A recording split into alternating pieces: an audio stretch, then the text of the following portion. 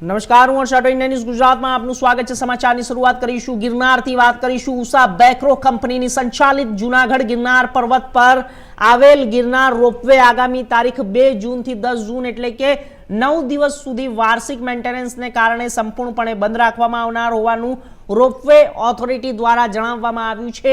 વધુમાં તેઓએ જણાવ્યું હતું કે મેન્ટેનન્સની પ્રક્રિયા દરમિયાન રોપવેની પ્રક્રિયા અને ડોલી કેબલ તેમજ અન્ય મશીનરીની બારીકાઈથી ચકાસણી કરવામાં આવશે।